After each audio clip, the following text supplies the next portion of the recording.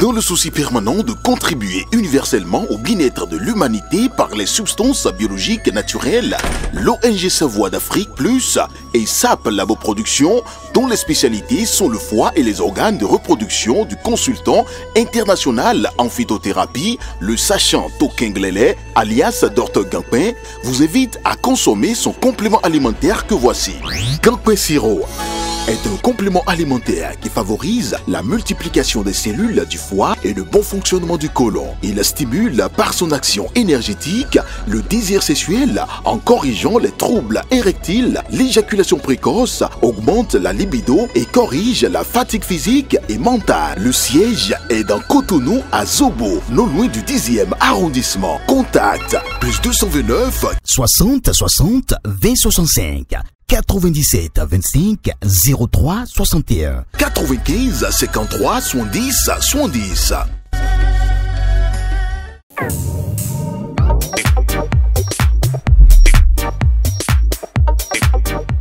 Amis internautes de Guérit TV Monde, bonsoir et bienvenue dans ce premier numéro de votre émission Rencontre exclusive. Avocat au barreau du Bénin, enseignant de droit universitaire et ancien doyen de la faculté de droit de l'université d'Abomey-Calavi, Maître Barnabé Gbagbo, vous êtes notre invité dans cet entretien exclusif dans l'émission Rencontre exclusive. Maître Barnabé Gbagbo, bonsoir. Bonsoir, monsieur. Merci d'avoir accepté notre invitation. Merci de m'avoir invité dans cette belle ville de Porto-Novo, qui est la capitale Merci. de notre pays. Merci beaucoup. Maître, je vous retrouve juste après cette virgule.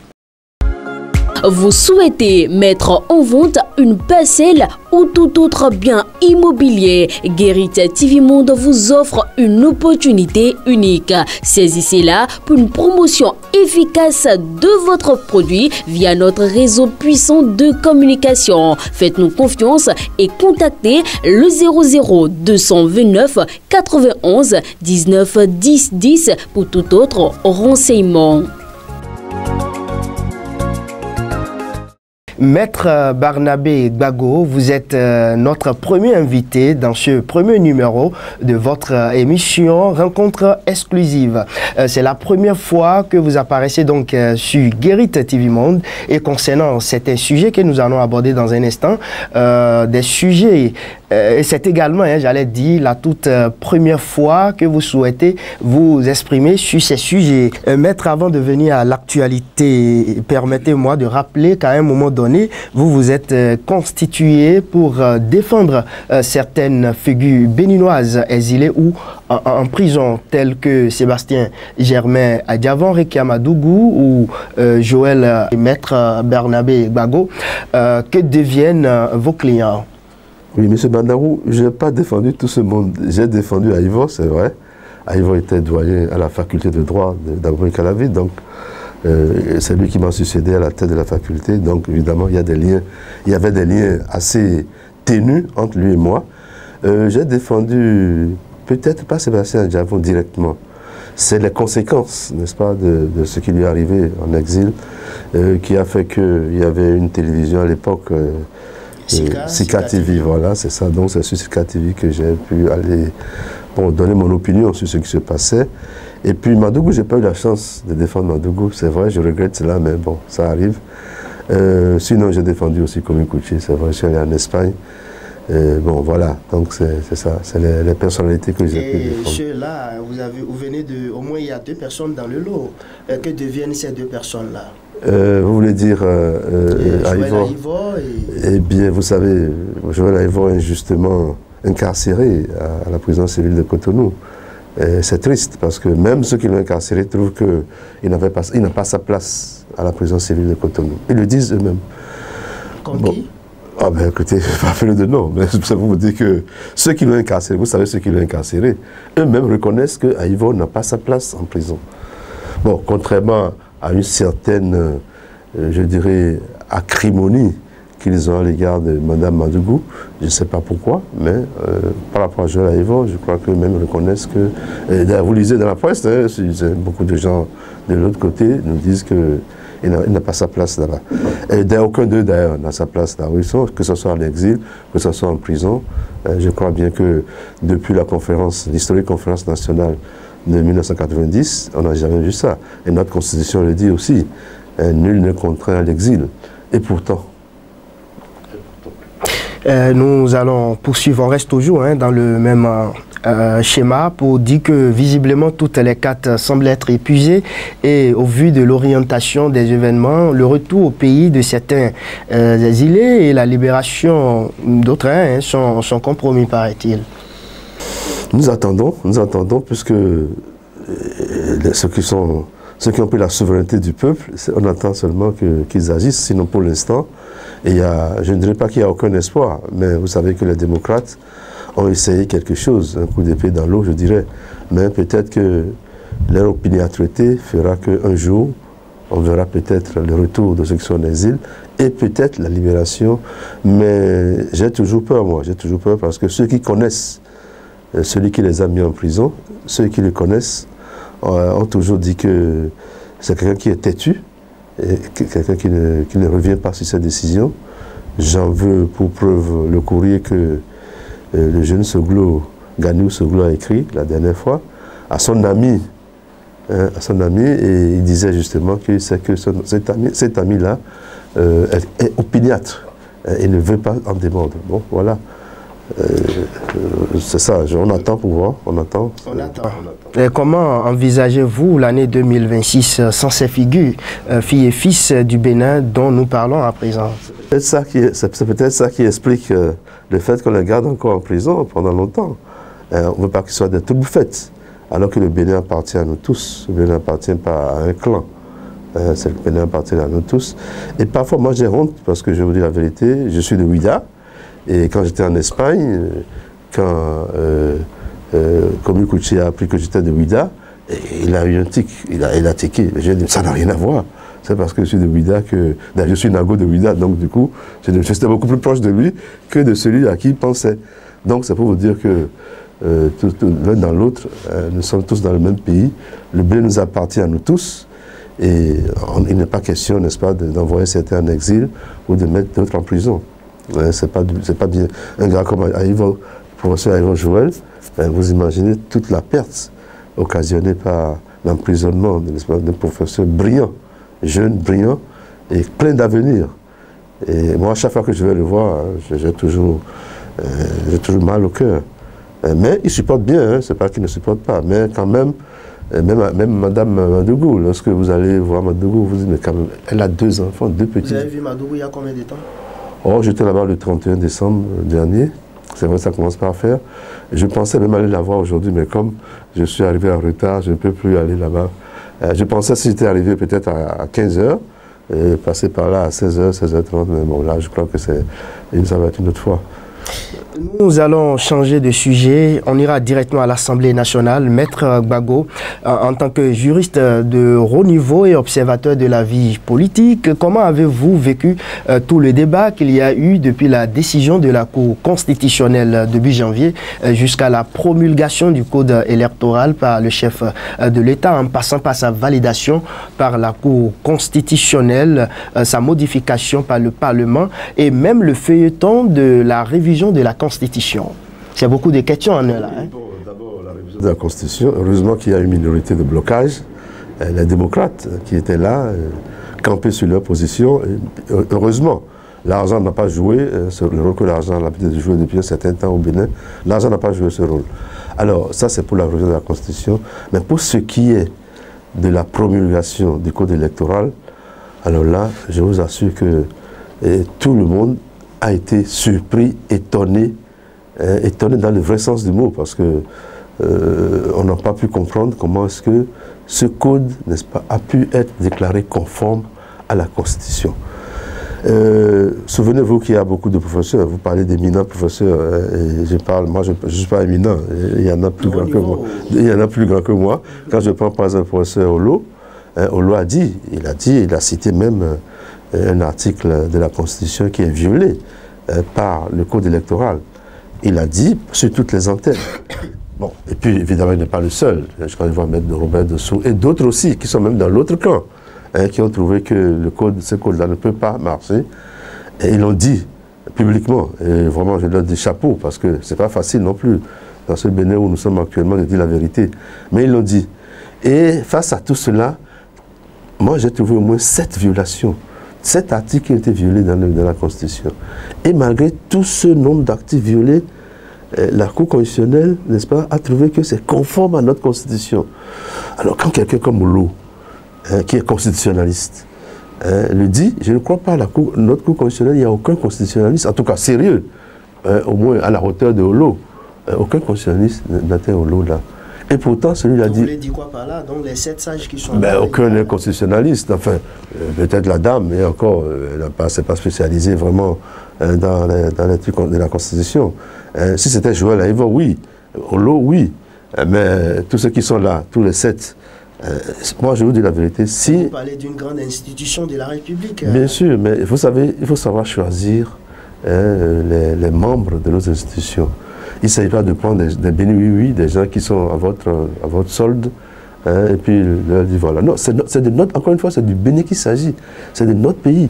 Et c'est un pays qui a été respecté tout le temps. Vous imaginez par exemple, quand je prends la décision de janvier 2004, là, où la Cour constitutionnelle disait de revoir le parrainage. Mais moi, j'étais surpris.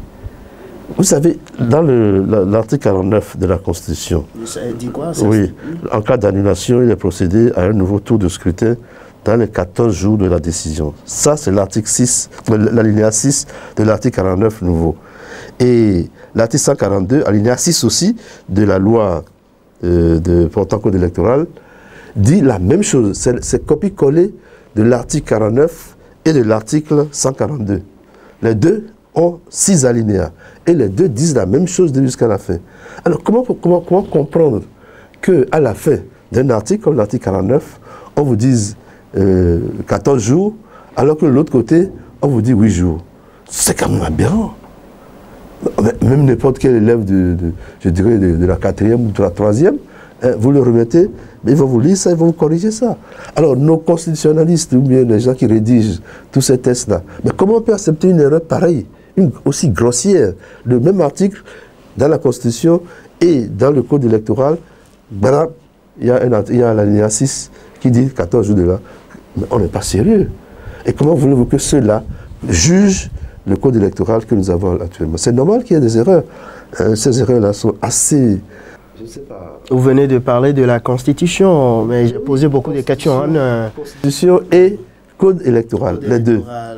Il faut quand même qu'il y ait quand même. C'est pour ça que la Cour constitutionnelle a dit, bon, elle fait essayer de barrer au moins, ajuster au moins les jours. Elle ne veut pas dire 14 jours là-bas et 8 jours ici. Mettez les deux 14 ou bien mettez 8 jours partout. Là au moins on saura. Si c'est au moins conforme à la Constitution, mettez au moins 14 de l'autre côté et non 8, etc. etc. Mais alors, je vous dis qu'un élève de 4e, un élève de 4e peut rédiger, c'est juste du copier-coller. Et on ne peut même pas voir ça. Et combien ces gens-là ont reçu pour rédiger le code, etc. Ils sont là pour ça, ils sont là pour faire les jobs. On ne va pas aller sur le terrain, tant mieux. Nous n'avons aucune preuve. Tant mieux. Quelqu'un a reçu tant mieux. Bon, je sais que ces choses-là, bon, vous savez, c'est des commissions qu'on met en place, et c'est des amis, des copains, des coquins qu'on met là-dedans, des copines, des coquines, tout ce que vous voulez, on met dans cette commission. Nous n'avons aucune preuve par rapport à ça. Et parlons du code, maître, le code électoral qui est désormais corsé. Oui. Mais ce code électoral, en tout cas à mon avis, est contraire à la Constitution, en plusieurs dispositions du code électoral. Si vous voulez, je vous dirai toutes les dispositions qui sont contraires à la Constitution. Oui, j'emboîterai le pas à Olo. Olo a commencé par nous dire que l'article 81, alinéa 1, est contraire à la Constitution. Il a commencé par là.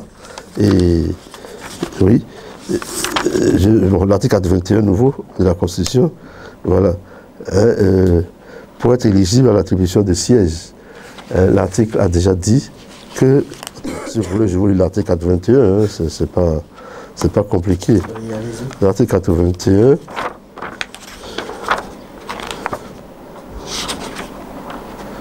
l'article 81, l'article 80, c'est autant d'articles, il y en a tellement. L'article 81, nouveau,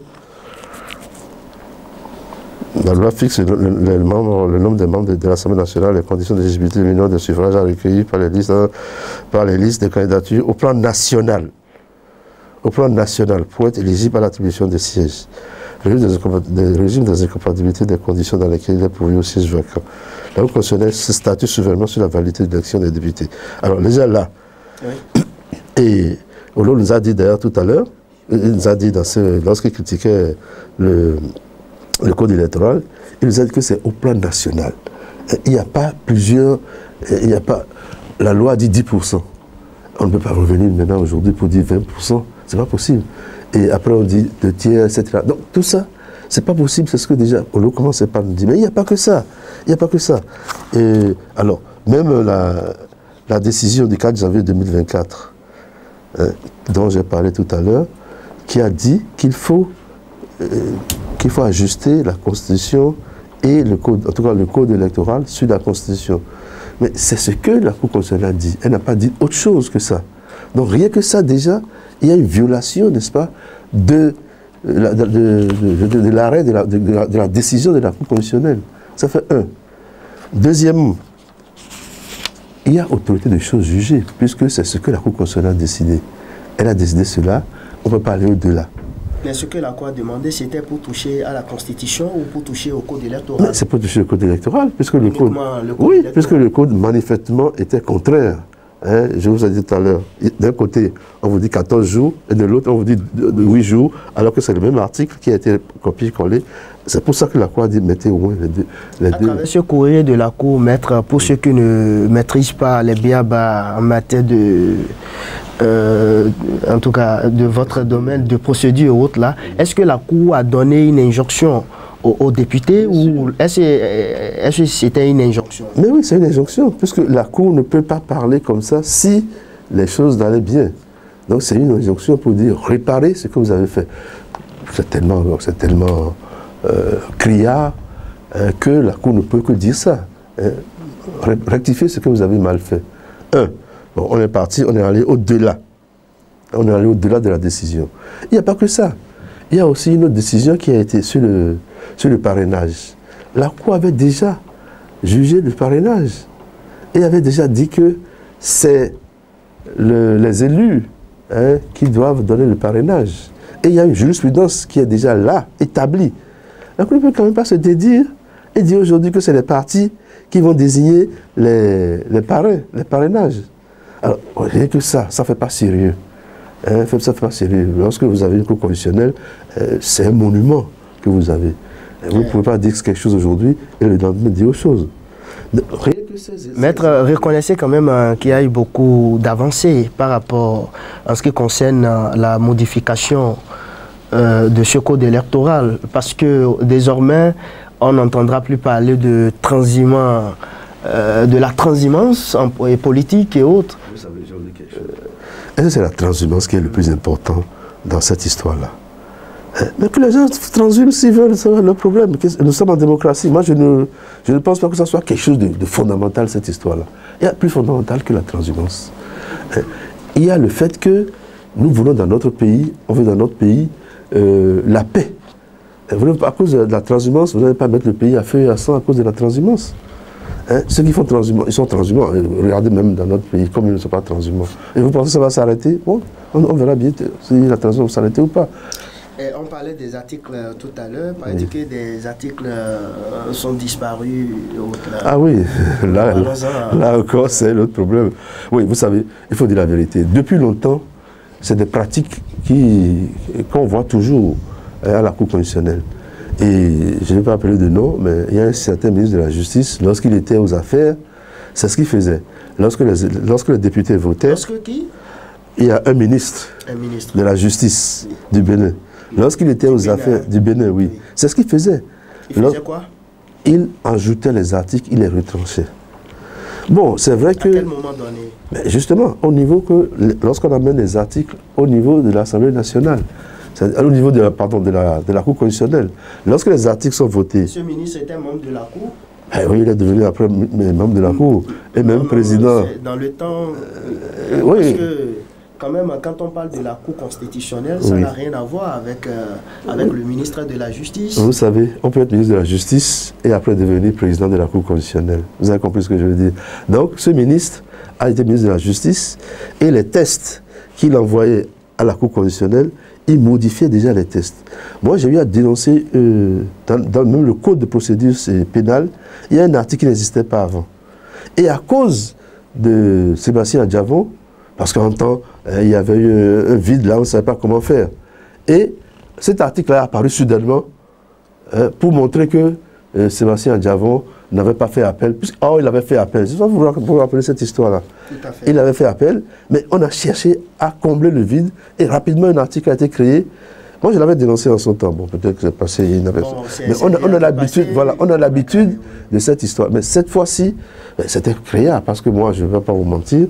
On s'est vu déjà avec quelques personnes. On s'est vu la veille ou quelques jours avant pour étudier les articles, les amendements, n'est-ce pas, d'un renvoi Ebla qui sont passés à l'Assemblée nationale. Et nous avions cela. Mais lorsque le test définitif est sorti, on avait demandé justement, les députés avaient demandé au président de l'Assemblée nationale de leur donner le test. Il a refusé, mais nous l'avions eu puisqu'ils avaient transcrit. Et subitement, nous avons étudié tous les tests de la renvoi Ebla là. Et subitement, qu'est-ce que nous voyons? Certains articles, par exemple l'article 42, a disparu.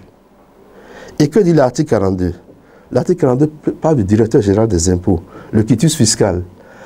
Vous voyez, donc tout cela, c'est quelque chose qu'ils avaient contraint et forcé à accepter lors des débats. Maintenant, pour transmettre le test à la Cour constitutionnelle, ils ont rapidement enlevé l'article 42. Il a enlevé l'article 37. Donc ces deux articles qui dérangeaient, on les a soustraits. Alors qu'en plénière, ces articles ont été votés, n'est-ce pas, par toute l'Assemblée nationale. Mais ça gênait. Il ne faudrait pas qu'on enlève, il faut que ça soit là. Alors qu'on ne l'avait pas enlevé, ils ont essayé de modifier un peu le directeur général des impôts est tenu de délivrer le quitus fiscal à tout candidat à jour du paiement de ses impôts. Dans les 15 jours, c'est ce qui était dit. Mais et aujourd'hui, l'article a disparu. Cet article a disparu. Le refus de délivrance de quitus fiscal est motivé. Vous savez, la dernière fois, ce n'était pas ça. Et comporte l'indication en une seule fois des détails des impôts non payés. En une seule fois. Alors, vous savez très bien qu'il y a eu des gens. À part ces deux articles-là, quel article encore? Non, enfin, pour l'instant, c'est les deux articles, mais c'est assez lourd quand même. Vous ne pouvez pas, c'est des institutions, vous ne pouvez pas ensemble décider quelque chose et subrepticement dans la nuit. Vous avez la version promulguée? Oui, nous avons demandé justement, on a demandé à la Cour constitutionnelle. C'est la version promulguée? Non, ça c'est pas la version promulguée. Ça c'est des amendements. Et lorsque nous sommes allés devant la Cour constitutionnelle, nous avons demandé, puisque les députés ont demandé le test, le président a refusé de leur donner ça. Vous savez, c'est toujours comme ça. J'étais dans la salle, évidemment.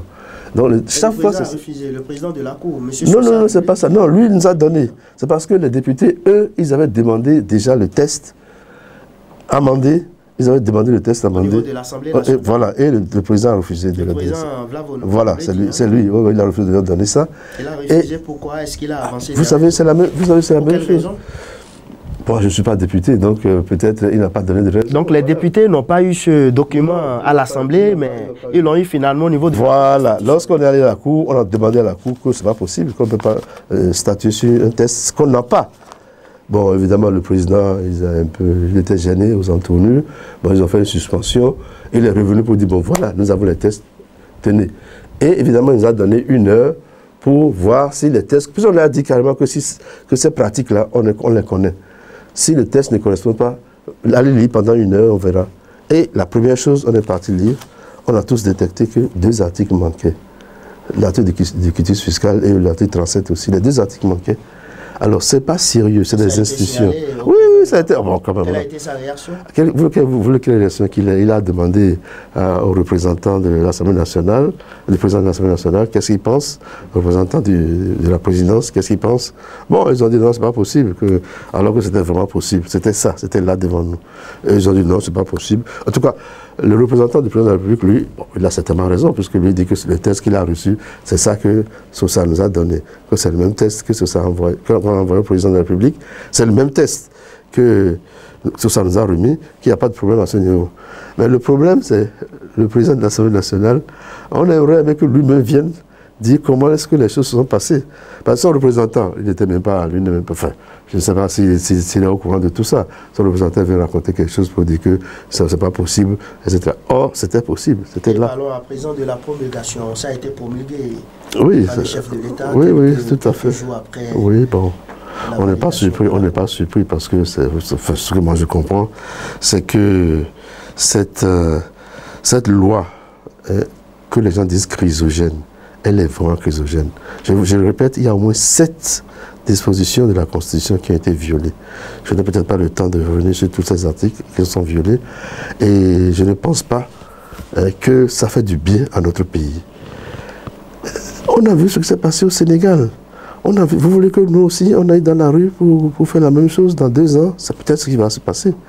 Parce que vous ne pouvez pas accepter les tests qui disent que 20%, il faut que chaque parti puisse avoir 20% au niveau national. C'est quoi cette histoire-là? On a dit que le Bénin est un État, comment je veux dire ça, est un État de droit, est un État démocratique, et que le peuple est souverain. Vous ne pouvez pas quand même brider la souveraineté du peuple en disant qu'il faut 20%, etc., etc. Nous savons d'ailleurs à Porto-Novo, c'est ce qui fait que les élus de Porto-Novo ne reflètent pas du tout la réalité. Maître Bernabé Bago, nous allons poursuivre ce premier numéro de l'émission Rencontre exclusive. Après tout ce développement, que faudrait-il faire pour bien négocier le virage de 2026 ? Qu'est-ce qu'il faut faire ? Puisque c'est 2026 en réalité qui bouscule tout le monde actuellement. Mais ce qui est sûr, nous verrons bien sur le terrain, puisque les gens de la majorité présidentielle, excusez-moi, les gens de la majorité présidentielle disent que oui, que c'est un joli code, c'est un beau code, etc., que ça va nous permettre d'aller sur le terrain, de travailler. Mais je me demande, est-ce qu'ils ne travaillaient pas avant? Les partis, le gouvernement des partis, il faut éviter cela aussi. En toute chose, il faut savoir maintenir un équilibre. Vous voulez un gouvernement de partis, vous n'avez que 2 partis. En fait, bon, le troisième, même le deuxième, BR et démocrate, qui sont au même niveau, il suffit qu'un député, n'est-ce pas, décède, ou bien un député aille de l'autre côté, et c'est fini. Il ne peut plus avoir le nombre de députés. Il ne peut plus aller à l'Assemblée nationale. Donc vous voulez peut-être que ce soit l'UPR seul qui soit à la tête de ce pays. Parti unique? Non, ce n'est pas le but d'un État démocratique, d'un État qui dit que ce que nous voulons, c'est le multipartisme intégral. C'était ce qu'on avait dit. Et aujourd'hui, l'esprit de la conférence nationale, cet esprit a été battu en brèche. Il y a même des gens qui continuent à dire que oui, que c'était une erreur de la conférence nationale. Comment on peut dire des choses comme ça? Mais moi, excusez-moi, j'étais en France lorsqu'on est en cette histoire de conférence nationale, mais vous ne pouvez pas savoir comment le Bénin a été applaudi. Mais c'est fou. Le Bénin a été applaudi partout pour la conférence nationale. Et nous-mêmes, nous disons aujourd'hui que non, que c'était une erreur de la conférence nationale, etc., etc. Comment on peut trouver que c'est une erreur de la conférence nationale? Une conférence nationale qui a fait venir les exilés au Bénin, qui a défini ce que le pays doit être dans l'avenir, et qui pendant 30 ans, la constitution qui a été votée, plébiscitée, etc., tout cela marchait normalement. Il a suffi de 2016 pour que tout soit détraqué. Et avec ça, qu'est-ce que vous pouvez... Ça continuera toujours à être détraqué jusqu'à la fin. Donc en 2026... Ah mais là, ça va être la pagaille. Ça va être la pagaille. Malheureusement, l'architecture qui a été mise en place en 90 lors de la conférence nationale, mais cette architecture, c'est un peu comme à l'entrée de Porto-Novo. En venant tout à l'heure, j'ai vu qu'on est en train de casser le truc, le siège de l'Assemblée nationale. Ça va être comme ça. Moi, je ne sais pas, moi, je ne suis pas de Yahi, je ne suis pas pour Yahi ni pour Talon, mais ce que je sais, c'est que je suis béninois et tout ce qui se passe au Bénin m'intéresse. Alors quand je vois une structure comme ça qui est détruite, c'est bien, peut-être c'est bien, mais il ne faut pas détruire aussi les institutions comme ça. C'est l'image que j'ai en tête quand je vois ce qui se passe au Bénin. Que nos institutions, n'est-ce pas, soient détruites à l'instar des éléphants blancs. C'est un éléphant blanc. Ne transformons pas nos institutions en éléphant blanc, parce que ça va s'écrouler comme le siège de l'Assemblée nationale. Donc pas d'espoir pour les élections générales? Non, je n'ai aucun espoir, aucun espoir. Vous verrez très bien, c'est pas possible. Ça ne peut pas tenir cette histoire de loi, cette loi qu'on vient de... Ça ne peut pas tenir comment? Ça ne peut pas tenir. Les 20% par circonscription électorale, c'est beaucoup selon vous. D'abord la Constitution. Vous êtes un acteur politique? La Constitution, non pas du tout. Je suis comme vous l'avez présenté, je suis... Ce sont les politiques qui ont opté pour ça. Oui, d'accord, mais il faudrait quand même... Ils maîtrisent l'affaire. Non, ils ne maîtrisent pas. Je vous dis la vérité, ils ne maîtrisent pas. Je commence pas au lot, pour dire quand même, pour l'instant, c'est le plus grand constitutionnaliste que nous avons au Bénin. Bon, l'autre, nous l'avons mis en prison, c'est bon, c'est pas grave. Mais au moins, celui-là, écoutez-le. Il y a Dossou Robert aussi, qui est quand même constitutionnaliste, qui a dirigé la faculté, etc., qui était président de la Cour constitutionnelle. Vous avez 2 présidents de la Cour constitutionnelle, et même le président de la Cour suprême. Hein? Tous ces grands présidents de nos institutions sont sortis pour dire non, n'allez pas dans ce sens. Qu'est-ce qu'on peut dire encore d'autre? Mais qui va parler, on va écouter. Excusez-moi, ce n'est pas quelqu'un qui a fait droit privé qui viendra faire n'importe quoi à la place des constitutionnalistes. Tout ce que nous avons à la tête de la Cour constitutionnelle, ils ont pratiquement tous fait le droit privé. Est-ce qu'ils sont habilités? Est-ce qu'ils ont justement la compétence? Non, ils n'ont pas la compétence. Nous allons changer de sujet, le troisième sujet à présent. Oui. Intéressons-nous donc à la mise à la retraite forcée de certains fonctionnaires des forces de défense et de sécurité, FDS. Le gouvernement, s'appuyant sur la loi, a envoyé plus de 1000 militaires et paramilitaires à la retraite anticipée avec des primes, puisque la pyramide des FDS est désormais renversée. Il y a plus de gens qui commandent que d'agents qui doivent aller au front, n'est-ce pas, du hautement social, Maître Bernabé? Oui, monsieur Badaro. Je suis déjà, vous savez, j'ai déjà parlé sur ça. Hein. Vous savez, moi j'ai reçu chez moi au cabinet, je suis avocat, vous l'avez dit, j'ai reçu certains au cabinet. Et ils m'ont dit que les primes dont on parle là, que c'est avec les primes qu'ils ont pris des crédits à la banque. Mais ces primes-là, ils ne les auront plus. Alors comment ils vont payer leurs crédits à la banque? Et au-delà de ça même, c'est pas bien. Vous dites que c'est la pyramide inversée. C'est la faute de ceux qui sont dans la pyramide. C'est pas eux qui ont inversé la pyramide. Cherchez les responsables de ceux qui ont inversé la pyramide. Deuxièmement, vous mettez plus de 1000 personnes, comme vous dites, 1000 soldats à qui vous avez appris à tirer. Et vous savez, nous sommes dans des conditions de terrorisme. Le nord du Bénin, tout le monde le sait, je n'apprends rien à personne. Et c'est en ce moment que vous lâchez plus de 1000 personnes dans la nature. Ils ont appris à tirer. Et vous les mettez dans une situation de précarité. On a beau dire que oui, on a essayé d'être social. Non, il n'y a aucun souci, rien du tout. Et moi, je les ai entendus, ceux qui sont concernés. C'est vrai que quand on entend seulement un son de cloche, c'est beau entendre. Oui, le gouvernement a pris des mesures pour... Mais eux-mêmes, ils disent non. Aucune mesure. La preuve, c'est que lorsqu'on a payé la dernière fois, on n'a même pas tenu compte de cela. Ils ont été payés comme les retraités normaux. Donc, cette histoire-là, c'est dangereux encore. Le gouvernement a quand même respecté son engagement. De quoi? Lequel? En payant, au moins. En payant. Tout ce qui a été dit. Ceux qui ont la retraite, ils sont payés. C'est quand vous avez la retraite, vous êtes payés. Mais le problème, c'est qu'ils ont fait 20 ans. Même le député, comment il s'appelle, du Nord, là, il disait que nous avons voté la loi. Mais on ne savait pas que c'est comme ça qu'on allait l'appliquer. Voilà, merci beaucoup. Il a dit ça, il a dit, mais c'est lui qui a voté la loi, mais on ne savait pas que c'est comme ça qu'on allait l'appliquer. Ah, si on savait ça. Que la loi est votée, mais c'est fini. Oui, mais il faudrait quand même. L'appliquer. Non, vous savez doucement. Il y a ce qu'on appelle la légistique. Toute loi n'est pas bonne.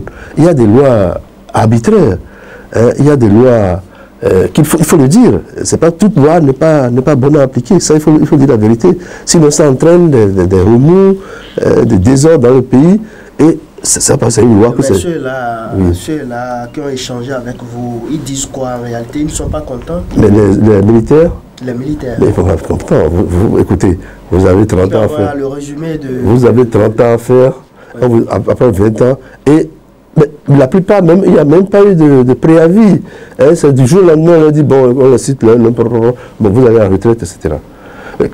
On doit fonctionner, on se réveille. Voilà. Beaucoup pensent que c'est des règlements de compte. Beaucoup pensent que c'est des règlements de compte. Il y a des gens qui ont fait plus de 20 ans. Il y a des gens qui sont éclopés. Il y a des gens qui ont des problèmes. On les laisse là. Et c'est eux qui sont en forme. Moi, ce que j'avais vu chez moi, c'est des gens beaucoup plus en forme, ils sont robustes. Et ils étaient chez moi, ils m'ont dit, mais écoutez, regardez-nous. Est-ce que nous sommes... Non, mais écoutez, qu'ils fassent au moins leur 30 ans. Ou bien alors avertissez-les, enfin, essayez de programmer leur départ à la retraite. Mais vous imaginez, mettez-vous à leur place. Vous êtes peut-être, je ne sais pas, un douanier, par exemple, je prends l'exemple d'un douanier. Un douanier, excusez-moi. Vous êtes douanier et vous avez eux, c'est les primes. Les douaniers, c'est sur les primes. Le salaire, c'est rien du tout. Tout est basé sur les primes. Et du jour au lendemain, on vous dit, on vous met à la retraite et on vous dit, allez, bye bye, au revoir, etc. Non, c'est pas normal. C'est choquant. C'est choquant, c'est inhumain. Et par rapport à ça, qu'est-ce que vous avez à dire au chef de l'État? Non, moi je n'ai rien à lui dire. C'est pas mon ami pour que je puisse lui parler. C'est pas mon ami. C'est le premier des Béninois. Voilà, tout à fait. Je le respecte en tant que premier des Béninois, en tant qu'institution. Voilà. Mais il y a beaucoup de choses que je n'aime pas dans ce qu'il fait. Ça, c'est clair. Et par rapport à ce sujet, qu'avez-vous à dire au chef de l'État? Mais écoutez, moi j'ai saisi déjà la juridiction pour ça. La juridiction administrative, c'est-à-dire que la cour administrative, le tribunal administratif est saisi. Et il y a quelque chose qui se passe au Bénin. Lorsque vous saisissez le tribunal administratif, ils ont reçu comme consigne de ne plus jamais donner, je le dis, je regarde droit, de ne plus jamais donner raison aux citoyens. Nos magistrats qui sont qui gèrent, n'est-ce pas, le contentieux administratif ne doivent plus donner raison aux citoyens. Les citoyens ne peuvent plus gagner sur l'État béninois. Qui a dit ça? J'ai des dossiers. J'ai des dossiers où... Quel dossier, par exemple? Je vous dis ça. Le dossier où, avant 2016, on a gagné des dossiers contre l'État béninois. Et pour exécuter des décisions, on a tout fait, on a eu les grosses, on a fait tout ce qu'il fallait. C'est bloqué au niveau de l'AJT. Après l'AJT, évidemment, c'est parti au niveau du ministère de l'économie et des finances. Mais qu'est-ce qui se passe? Mais les gens, il faut les payer, on les a mis à la retraite. Enfin, même pas à la retraite, on les a licenciés. Mais donnez-leur leurs droits, puisque le tribunal a condamné l'État béninois à payer à certains 800 000, ce n'est pas de grande somme, 800 000, 1 million 200. Et l'État a refusé de payer cela. J'ai fait tout. Je dis après 2016. Après 2016. Oui, nous avons gagné les dossiers autour de 2015. Et puis, patatras, au début on disait oui, attendez qu'on vote le budget, attendez que le budget soit voté, attendez que... Mais on a attendu. Finalement, je suis allé au ministère de l'économie et des finances. Je suis allé aujourd'hui encore, je suis allé à l'AJT pour ce dossier. Malheureusement, ils m'ont dit de revenir à papa, tout ça. Je pensais que je vais faire ça, mais je n'ai pas fait. Peut-être lundi, je vais repartir. Mais on n'a pas payé ces gens-là. Alors j'étais obligé d'aller au ministère, voir des gens que je connaissais personnellement, pour leur dire, mais écoutez, les gens sont en train de mourir. Ils sont au moins 200 et quelques en train de mourir, et l'État leur doit, quand même, ils ont travaillé. Et ils ont travaillé. Alors vous parlez de retraite. Là encore, ce n'est pas de retraite. Hein. C'est des indemnités qu'on doit leur payer parce qu'on les a licenciés abusivement. Mais on m'a dit... Ils ont été licenciés sous Yaïboni. Oui, tout à fait. L'État étant une continuité. Il n'y a pas de souci à ce niveau-là. Mais c'est important de préciser ça. C'est parce que justement, leur structure a fermé. Bon, je pense sur quelque chose là, qui a fermé. Et donc, l'État ne voulait pas les payer. On a été obligé d'aller au tribunal. On a, évidemment, dans ces conditions, on ne peut pas laisser les gens comme ça. C'est du social, c'est hautement social. Les tribunaux ont condamné l'État à leur payer qui 1 200 000, qui 800 000, etc. Depuis, avant 2016. Malheureusement, c'est après 2016 que nous avons fini de faire les papiers, la grosse, par-ci, par-là. Et on nous dit patatras que non, on ne peut pas les payer. On a dit qu'après plus de 5 millions, l'État ne paye plus au-delà de 5 millions. Ah, c'est comme ça. J'ai divisé la liste en deux, parce qu'ils étaient quand même 200 et quelques. J'ai divisé la liste en deux pour que ça ne fasse pas 5 millions. C'est-à-dire au moins deux listes, pour peut-être même 3 listes. J'ai fait 2 listes d'abord. La première liste, jusqu'ici, ne sont pas payés. Beaucoup sont morts parmi eux. C'est ça le social dont vous parlez, hautement social dont on parle. C'est la réalité. Donc ceux qui sont partis à la retraite, c'est encore mieux. Leur situation est encore meilleure à celle de ceux dont je vous parle. Oui, je vous parle. J'ai même la femme d'un de mon ancien enseignant du primaire. Mon maître du primaire, sa femme fait partie. Elle m'appelle de temps en temps pour dire, maître, qu'est-ce que je peux faire? Ils sont partis voir même comment on appelle ça, le médiateur de la République. Parce qu'au début, on leur faisait croire que c'est votre avocat qui n'avait pas fait ce qu'il fallait faire. J'ai dit, mais quand même, qu'est-ce qu'il peut faire encore de plus? Allez voir le médiateur de la République. Et c'est là où ils ont compris que j'en étais pour rien, que les gens prenaient comme en Libye pour ne pas le payer. Ils ne sont pas payés depuis jusqu'à présent. Mais quand vous dites que ceux-là ont reçu des instructions pour ne plus, je n'ai pas compris. Oui, je suis allé au ministère de l'économie et des finances. J'ai des amis au ministère des finances. J'ai dit, mais écoutez, payez-moi, mais payez les... Au niveau de quel département, au ministère? Je ne vais pas aller plus loin de classe. Je ne veux pas que mes amis subissent les foudres de leur supérieur hiérarchique. Non, j'ai des amis, je leur ai dit, voilà, on m'a montré la liste d'ailleurs au début, on m'a montré, oui c'est vrai, vos gars, c'est vrai, ça n'atteint pas 5 millions, on va les payer. Finalement, je suis allé voir un autre ami, il m'a dit, Georges, ne perds pas ton temps, ils ne vont pas vous payer. Nous, on a reçu des instructions ici de ne plus payer les dossiers où l'État a perdu. C'est suffisamment grave, hein? C'est grave. Au ministère des Finances. Oui, mais sortez, vous allez entendre des choses. C'est parce que vous n'êtes pas là-dedans que... Il faut quand même orienter. Le chef de l'État n'aime pas ces gens de choses. Il faut orienter peut-être dans quel département du ministère. Vous savez, peut-être à l'approche des élections, peut-être ça va changer, mais jusque-là, c'est toujours comme ça. Ils n'ont pas été payés. Ils n'ont pas été payés, ils sont toujours là. Ils sont toujours et certains meurent, et bon, on ne connaît plus rien.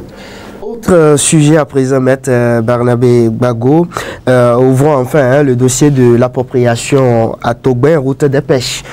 Sans doute que vous avez également suivi ce feuilleton. Le gouvernement a exproprié pour cause d'utilité publique, a communiqué pendant longtemps pour que les gens quittent pour le dédommagement.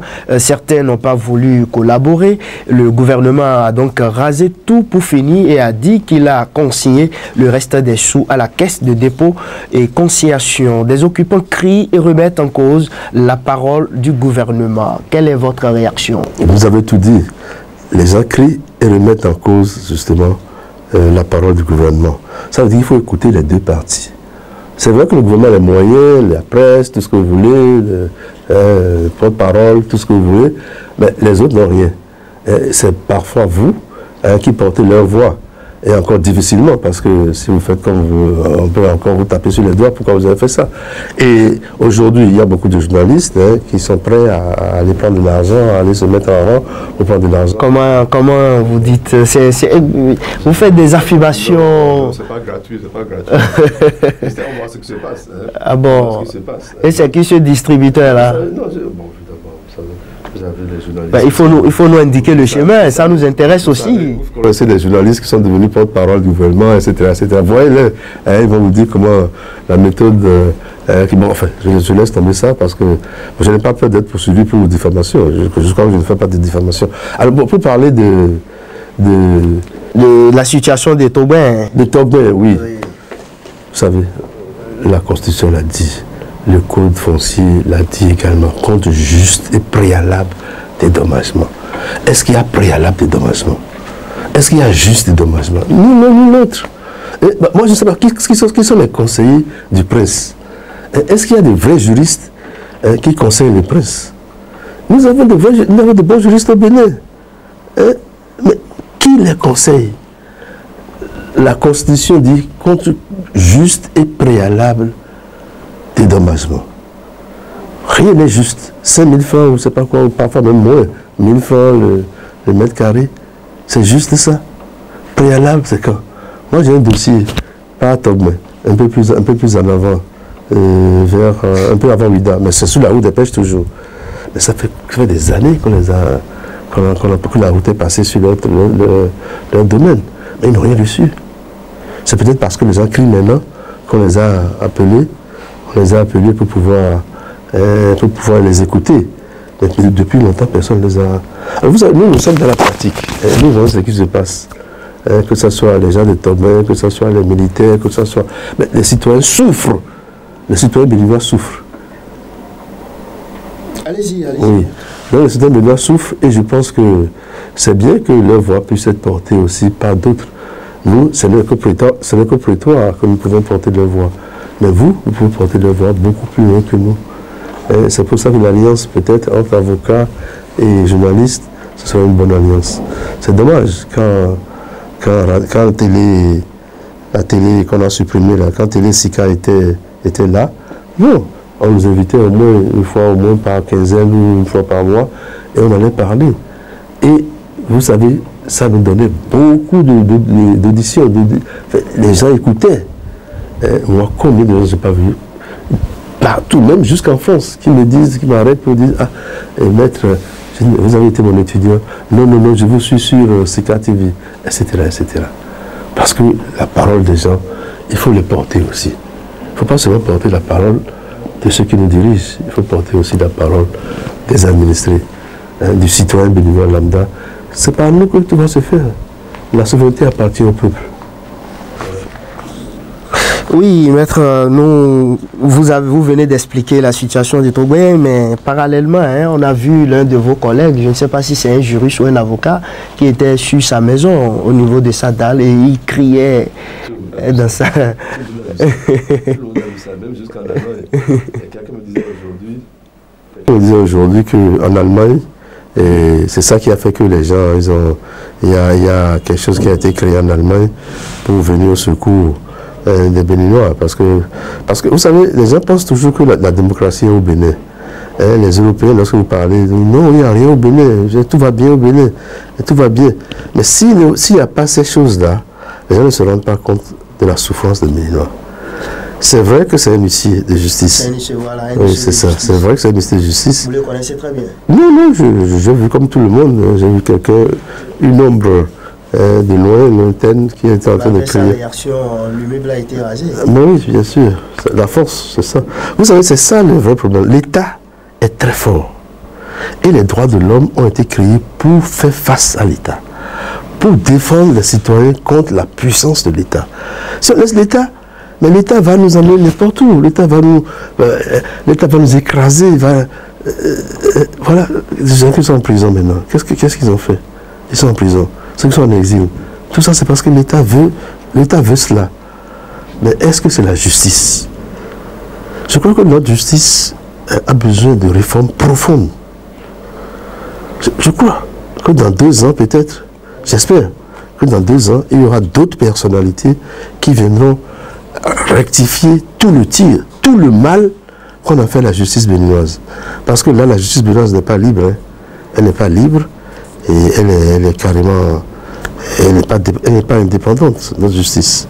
Vous êtes en train de vous en parler à présent, mais l'irréparable étant fait, que conseillez-vous concrètement aux désarrois, ou en tout cas aux désormais anciens, j'allais dire, propriétaires des terres? Non, mais qu'est-ce qu'ils peuvent faire d'autre que de crier comme l'autre l'a fait, pour qu'on l'entende jusqu'en Allemagne? Oui. S'il ne crie pas, personne ne l'entendra.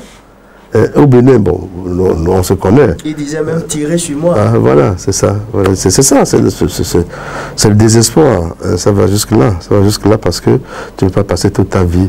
C'est difficile de gagner l'argent. Vous gagnez difficilement l'argent, vous construisez, on vient raser. Et encore, avec les rumeurs, ce qu'on entend, c'est grave.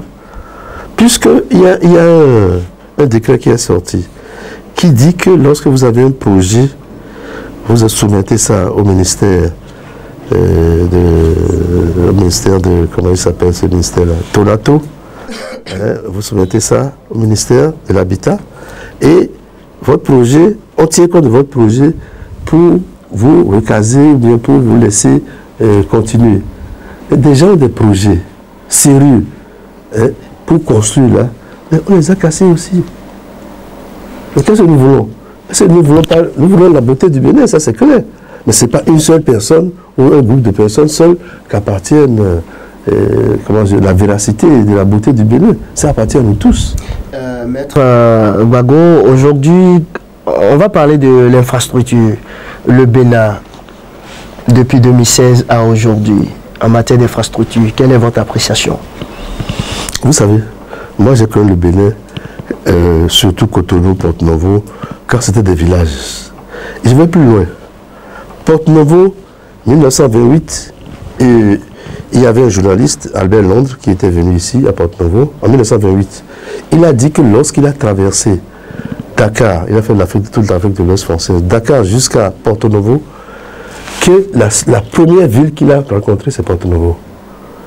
1928. Il a raconté Dakar, Abidjan, tout ça là, c'était rien, c'était des villages. Et Porto-Novo, c'était la seule ville. On peut lire ça, hein, il a écrit son ouvrage, est toujours disponible. Albert Londres. Porto-Novo, c'est la première ville qu'il a rencontrée en Afrique. Là, on peut parler de ville. Aujourd'hui. Non, maître, on prend l'exemple de 2016 à aujourd'hui. Bon, je reviens à 2016. Oui, 2016 à aujourd'hui. Est-ce que quelque chose a été fait au plan infrastructure? Je vais vous dire, c'est vrai, il y a des choses qui sont faites. Tu peux pas dire qu'il n'y a rien qui a été fait. C'est joli, il y a des belles voies, il y a des ceci, cela. Bon, c'est beau. Je vais à l'aéroport, je vois les statues, tout ça là. Bon, Amazon, c'est beau. Hein, c'est à côté du tribunal. Je suis fier de ça. Mais est-ce qu'à cause de ça... Vous faites des photos là-bas? Non, pas encore. Et c'est pour quand? C'est pour quand? Puisque c'est attrayant. Hein? Les photos là, tout ça là. Oui. Peut-être qu'il y a une amie qui vient me voir. Il faut peut-être amener les enfants. Non, j'ai une amie sénégalaise qui est venue me voir et qui a insisté pour que je fasse des photos avec elle. Moi, elle m'a pas renvoyé les photos, je ne sais pas ce que c'est devenu. Mais bon, ça peut arriver, c'est pas que... Je ne suis pas contre. Je ne suis pas contre parce qu'il faut être contre. Mais là où le bas blesse, c'est la démocratie. On ne peut pas construire quelque chose en 30 ans et en quelques mois, en quelques années, on vient détruire cela. Et c'est ce que tous les Béninois ont construit. C'est ça le vrai problème. C'est la démocratie. C'est l'état de droit. C'est tous les efforts que les Béninois ont fait. Vous imaginez dans les années 90, tout le travail que le PCB, tout ça là, ont fait jusqu'à ce que la révolution soit enterrée et qu'aujourd'hui nous soyons en démocratie. Je vous dis que même les étrangers pensent toujours que la démocratie est au Bénin. Lorsque vous leur parlez des choses du Bénin, ils disent non, c'est pas vrai. Chez vous, il n'y a rien, tout va bien.